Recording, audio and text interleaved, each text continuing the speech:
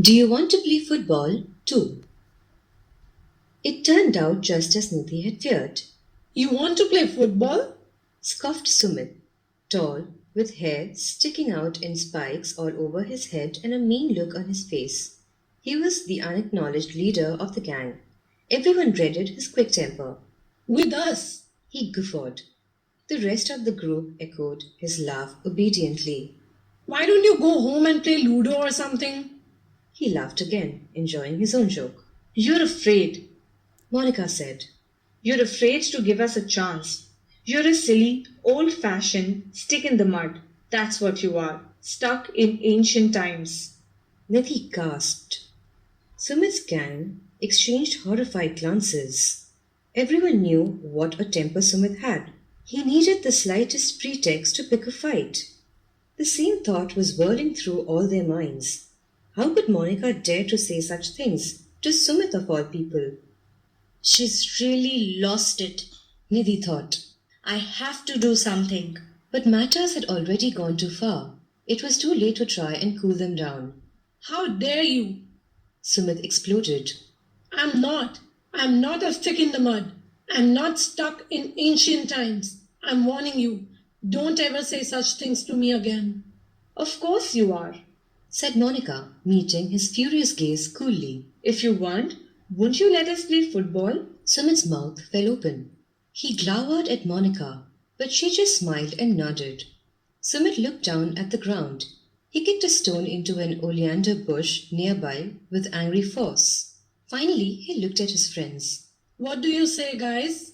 He said with a shrug. Shall we give them a chance? For a moment, no one spoke. Then Anuj took a deep breath and said, Maybe we can. The others nodded slowly. Monica hugged Nidhi. I knew Sumit was not a stick in the mud, she said, beaming.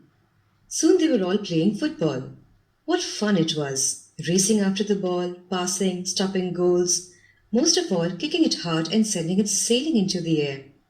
Nidhi felt as if she, too, were flying off to some wonderful faraway place along with the ball. One evening the girls were walking home after a game. A lady was walking in front of them. Suddenly, a cyclist reached out and snatched her purse. The woman screamed and reached out helplessly, but the man was already pedaling away fast. Stop! Nidhi cried. Stop him! She ran, faster than she had ever run on the football field. Monica raced after her too. So did Ruchika and Sonali and Meghna and the others who had been walking behind them. Their shouts unnerved the man. His cycle wobbled as he tried to avoid a scooter coming from the opposite direction. It tilted dangerously and then it fell.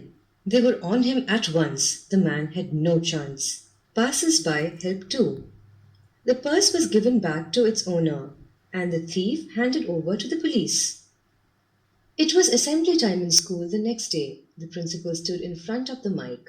She cleared her throat. I have a special announcement to make.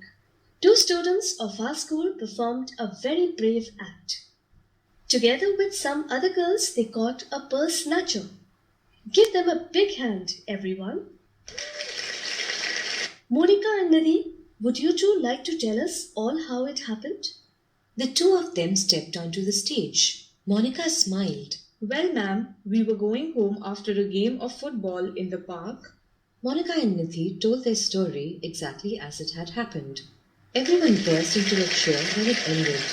Attention, everyone, said the principal. We are all very proud of our 2 brave students. And this advice is particularly for those of you who aren't keen on sports.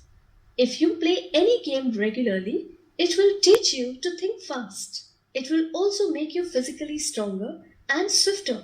She paused for a moment, then said slowly, Girls don't commonly play football, but maybe playing it helped Monica and Nidhi become more agile, gave them the confidence to tackle a thief.